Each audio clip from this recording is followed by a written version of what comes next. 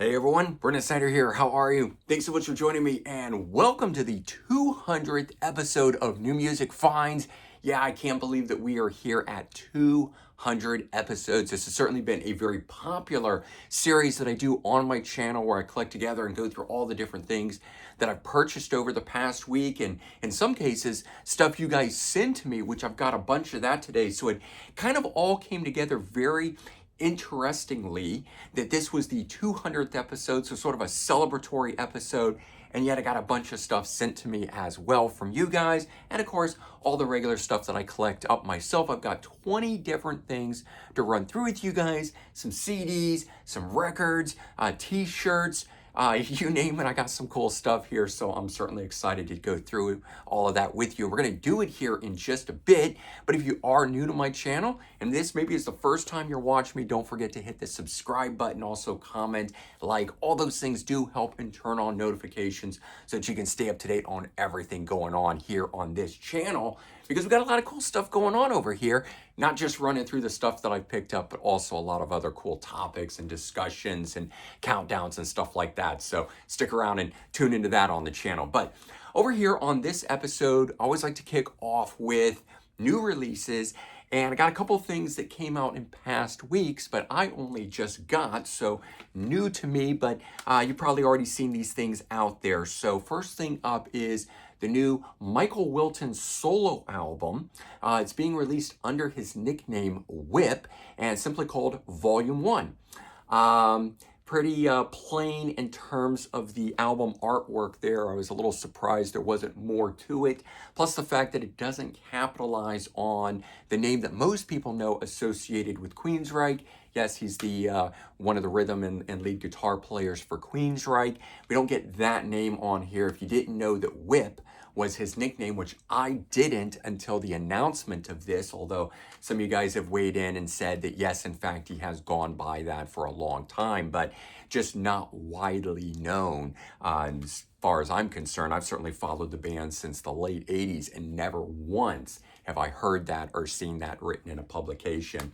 But anyway, yeah, if you're interested in some cool, more hard rock leaning sounding Queensryche style stuff, this is it. It actually turned out to be very, very good. I enjoyed this quite a bit and would highly recommend it for those of you that are Queensryche fans looking for something to tide you over until the next album. So, Michael Wilton solo album under the name Whip.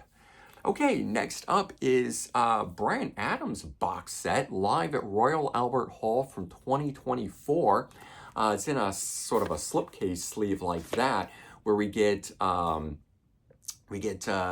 don't know if it's DVD or Blu-ray because I didn't bother checking, I just picked it up, but I think it's DVD that's in here, and then you get 3 CDs plus a book that's in here. But if you don't know what this is, Bryan Adams has been going back and performing albums in their entirety, and he's not doing it chronologically. He's sort of selecting together 3 at a time and doing it. He did 3 albums a year ago and put out a box set, and that came and went really fast, and now it goes for a lot of money online. And this one looks to be doing the exact same thing already. It looks like it is pretty well sold out everywhere, and it's only popping up here and there in a few places. But this one, you get Reckless, which classic album. Don't know why that wasn't part of the first one. Then you get 18 Till I Die, which is a really cool album that kind of ran under the wire a little bit. I mean, it still sold 1 million copies in the US, but it wasn't as big as Waking Up the Neighbors that did 5 million. And then you get his brand new album, So Happy It Hurts, all performed live in their entirety in front of an audience.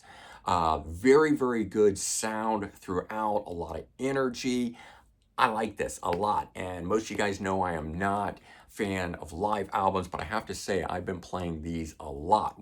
The best part about this is he resequences the albums. So each CD is just the album. They don't add anything else into it, but he resequences it so that it kicks off strong, and then you got your middle parts, and then again it ends very strong. So like a concert. So instead of it being the way that the albums are sequenced, you get something that's a little bit different. And of course, because it's live, it comes out a little bit different, but it's still the whole album done in its entirety, so you get those deep cuts performed live, and I love things like that. So a little different way to hear the album itself, and yet you're getting the entire album that you probably know and love. So that was very, very cool. I enjoyed that. It was a nice surprise. Anthony got it in at Sound Exchange, and I wasn't anticipating picking it up, but oftentimes when I see some of these things in person, I just end up grabbing them anyways. It's kind of like that impulse buy, you know, when you're standing in the checkout line at a counter and you see something and you grab it and you weren't expecting to. Sometimes I'm that way with the CDs. I go in and I'm like, nah, I'm going to pass on it because it's a live album. And then it's staring you in the face and you're like, oh, okay, I'm going to go ahead and do it. And I'm glad I did. All right, so then also, I've been, if you've watched past weeks, then you know I've been in more of the indie rock, alternative rock mood. And so going way, way back, one of the bands that has inspired many of those artists and those artists like REM have cited, you know, this band here and its leader, as well as replacements and stuff like that. Big Star. And if you're not familiar with them, they kind of came out, ran under the wire. Alex Chilton is the front man. You may recognize that name from the title of the Replacement song and mentions by REM and a lot of other different bands. But in 1972, Big Star put out its first album, which ran under the wire. They put out a second album, ran under the wire. They recorded a third, but then broke up, and then that wasn't released for, I think, another 4 years or so. And eventually they would get back together and record one more in 2005. But all in all, the band is pretty well under the wire, yet they've influenced so many different bands. This, which is called Nothing Can Hurt Me, is a documentary about the band, and it's the soundtrack from it. So all the stuff that's on here, I think there are 21 tracks, all previously unreleased versions of songs, but I like it. We got demos, we got alternate mixes, we got movie mixes, we got stuff from the solo guys, from Chris Bell and Alex Chilton on here. So it's a really good listen. Not seen the documentary yet, but I do plan on checking that out as well. And talking about Chris Bell, who only played on the first album and then left, solo album from him, and this is a 2 CD reissue of it on the Omnivore label, which does really great jobs with these things. This one here called I Am the Cosmos, and unfortunately Chris Bell would die, and I don't remember the exact date, but I believe in the late 70s in a car accident. So he was never part of the later day reunions or anything like that. Very sad, unfortunate aspect, but we got this fantastic solo album from him. And if you are a fan of Big Star, this is very, very much in the vein of that first album. So definitely go hand in hand and should be checked out. Okay, I picked up Brazen Abbott. This one here, don't remember the exact date. I think it says 2005 on the backside of it, called My Resurrection. And I do have one live album by Brazen Abbott, and that's because Joe Lynn Turner fronted for that show. But the band is known for having a lot of different vocalists, of which Joe Lynn Turner is on this one here. And we got Edmund Gorin on here, and I'm trying to think of who else we have. Eric Martinson and bunch of, and I'm probably messing up some of these names, and I apologize. But we've got Eric, no, Martinson. I did say it right. It's just spelled a little differently than I thought. I think he's from Eclipse, right? And we've got Goran Edmund on here. Oh, Tony Harnell from TNT. That was the other person. When I read that, I said, oh, wow, you know, those four guys on here, some killer vocals, fronting this band here, definitely worth checking out for that alone. So that's my first studio album from that band, and I do plan to track down more from them, but that was a lone album that Anthony had in the store, and just clicking through the section and found it. And, you know, a lot of these older ones are out of print and stuff like that, so it's always very cool when you come across those things in the store. And then again, jumping back to what I said, which is being, you know, into the more alt-rock music genres over the last few weeks, basically since just before Thanksgiving. So this is going on pretty strong for me. I go through different eras and stuff, and I'll go through glam metal periods and thrash metal periods and straight up rock and 70s rock and 90s and, you know, all different stuff. But it's rare that I get on a kick that lasts for like more than a week or two. And this one's been going pretty strong now, maybe going on very close to 4 weeks at this point, which I'm loving because there's just so much cool stuff that I can keep diving into and doing. And I love it when I get going down these rabbit holes and I just find all kinds of cool stuff. And one of the bands that I never picked up back in the day, but knew some of their music, and it didn't grab me, and there was a lot of other stuff going on at the time, but I knew this song inside and out. Talking about the Verve Pipe and their album Villains, which was the second album. But if you recognize this or you don't, and you want to know how it is you would recognize them, the seventh song on here called The Freshman. That one on here was their big breakout hit. I think it went to number 5 on the Billboard Hot 100, and I didn't even realize it was that big of a hit. I knew it was ubiquitous and played everywhere. So I knew the song, I knew the music video, and I even debated picking it up at the time, but just never did, and then nothing after that grabbed me. But now I'm going back, and you can pick these things up used for a few bucks here or there and give it a shot, and I'm listening to it, and I'm kind of wondering why I didn't, because it does fit my musical taste very well. Kind of that post-grunge sound stuff. It's a little more of what I call grunge pop than the straight-up grunge of the early 90s. And yeah, the whole album sounds really great. That one song is a standout song. There's really nothing else on the album like that. That sort of slowed down, more ballad style song. But everything else on it is very much of the era. The album came out in 96, and then that song, The Freshman, broke big in 97. But picking things up like that, getting them into the collection, saw this one come in and being put out in the section while I was at the store and said, hey, you know what? I don't own that. I'll take it. Ghost, an EP. Do you have Ghosts? Title of this, it's got 5 tracks on it. I believe the first 4 are cover songs, and the last one on here is a live version. But they're always kind of doing those things as album tide me overs until the next one. You'll get the album, you'll get the EP, you might get a live album as well, and then you get the new album. And they're certainly off working on a brand new album that we should be seeing. They just announced a new world tour, so I'm hoping that means that they're going to be announcing a full-length album shortly.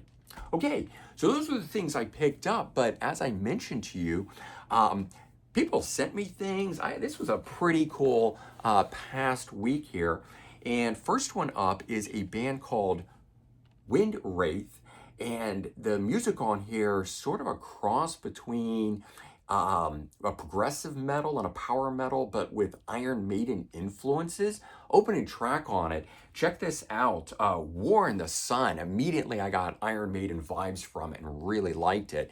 And kind of what caught my ear about it, because as I said, this was sent to me by the band itself. It's a 20th anniversary reissue, so 2004. I was not familiar with this band, Wraith. The Fortune Teller's Gaze, by the way, is the title of this.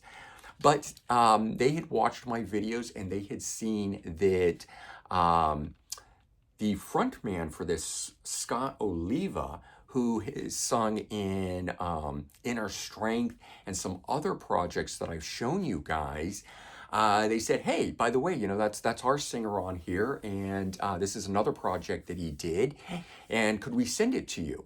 And so I thought, fantastic, absolutely. I've really been enjoying following the career through these artists that have been sending me things. And I now have 3 separate artists who have reached out to me that Scott Oliva has sung for. Scott sent me the first stuff, and then his guitar player, and I apologize if I get this wrong, but his guitar player who had was in the band, I believe Inner Strength with him, had some other stuff, solo stuff. Scott Mosher sent me some stuff, and then now this band. So really, really enjoying that. But the vocals, this is a guy that, in my opinion, so far under the radar, I had never heard about him, but really, really enjoy the power and strength of his vocals. And then musically, the stuff that he partners with, his stylings or the stuff that he seems to like and bands that he hooks up with is all right down the same line. So some very, very cool stuff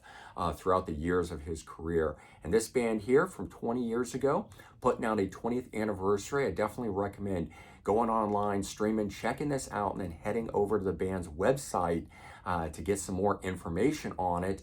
Maybe you too will want to pick this up, but very, very good stuff. And so that was the first thing. And then a while back, like a solid more than a month, maybe 2 months back or so, I had this gentleman reach out to me from Sweden, said, wow, I've seen you got a lot of Swedish bands and artists and things, and I'd like to send you something. I think you might enjoy it based on those other bands that you're showing. And so I got this big box, this package of stuff. And first thing up front, yeah, see if I can get all these up there in there. So I got 6 albums by this band, Azak Kuru, and I apologize again if I'm butchering that name. I do the best I can with these. The name, which is, I found out later, the gentleman is Oscar Peterson, or Oz Peterson, if you know him under that name. I believe that is his real name. And Azak Kuru is Japanese for Oscar, so that's what he named the band under. And so he's put out 6 albums with that band, and they've just recently been reissuing under the Classic series, which were, I believe, these 3, but he also gave me the other 3 albums. And so I've got the whole collection here of that stuff. Very, very cool music. Again, it's in that, the sort of the only way Swedish music can, I mean, it is just good stuff. I don't know what they're putting in the water over there, but they're churning out some killer bands. And this is just another one that's got, it's got a little bit of, it's definitely got 80s sound. It's got the keyboards. It's got the AOR melodic rock sounding stuff. It's got a little bit of a power metal-ish sound to it. And you kind of, put all that in the pot and you stir it up and you get some really cool stuff. And so I've definitely been enjoying these. We've had some different vocalists and things on here, and then the lineup really solidifies, I believe, after the first album, and then it's very consistent, cool music going after that. But I have to say, the one that hit me out of all the stuff that the gentleman sent me was what he's calling a solo album. It's a little hard to read because we just see Rendezvous there, but it is Hawk Peterson's Rendezvous. And he is doing this with another gentleman that he said, pretty much they do this together, although it was coming out under his name. So it's a solo album, but it's also sort of a band-related thing. But this one here really, really moved me hands down. So if you can't find it under Rendezvous, definitely look up O-Z Hawk Peterson. And again, Swedish artist, doing some killer stuff. He's a guitar player. So he is the guitar player in this band and this band. And then he gets a variety of vocalists in here. And I think that's what moved me more than anything, was the different vocal styles that come in and the different flavors that it gives the music. But a lot of fun hearing that stuff. And if that wasn't enough, he sent me the LP editions. I don't know if you'll be able to pause and read that, but those are some of the people performing on the LP. So I've got LP editions of that and this album here as well. And so there's the band lineup. So you can just take a look at these guys and you know right away that they are going to rock out. Definitely my cup of tea. He knew it. He saw it from other things, what he's seen on this channel, and he just said, I think I've got something for you. Very nice of him to send me so much. I really thought he was sending, 1, maybe 2 CDs for me, that kind of a thing. But here's the cool thing. So I really appreciate this, and this artist did it right. Oz did it right, where he gave me like a bio. He typed this stuff up, gave me the names of the albums, talked about each thing, the Oz Peterson's Rendezvous versus, the initial band. There's photo in here from the band. It's even signed, so that was a very cool thing. But gave me all of that great information so that I knew what I was devouring here. And I really like that. Most of you guys know that I like the history and the background and the context, which is one of the reasons that I talk so much about that stuff when I'm discussing it with you guys, is to try to give you the same sort of information, because I think that it makes the music register on a deeper level when you know more about the artist. And that's just me, of course. And so on top of that, he also sent along a shirt. And yes, he got the size right. I am a large and or extra large, if any of you guys out there are wondering. But anyway, so he sent me a cool shirt. Let me get this out of the way. It's blocking the cool album art that's there. So you'll see that pop up in some videos, I'm sure. But yeah, so I got those two things sent to me. Then if that wasn't enough, there is a record store in the UK, and they are called Black City Records, and they contacted me and asked if they could send Anthony and I shirts from their record store. They are obviously a metal record store. So very cool art that they've got on the shirt here. I love those knuckles and the chains, and Bristol, England is my guess. Black City Records. I flip this over so you can read the backside of that. Heavy metal record shop. Right, there you go. If it wasn't clear before, now you know. So yeah, go online and check these guys out. Black City Records in the UK. And it says thrash, black, death, speed, doom, and thrash. So there you go. Very cool stuff. So I got that sent to me. And then I received something in the mail, actually in a Christmas thing. And so right off the bat, I need to thank Bill, Dorian, and their dog Sadie, because they sent me a Christmas gift. And how cool is that? It's so sweet of them. And check this out. Def Leopard, Diamond Star Halos, picture disc, double LP picture disc. How cool is that? Now I have to figure out how to get this rotated without taking it out of the plastic so that I can get that thing aligned perfectly. But outside of that, that's just a beautiful thing. And yeah, most of you guys know I love Def Leppard. I love lots of different bands.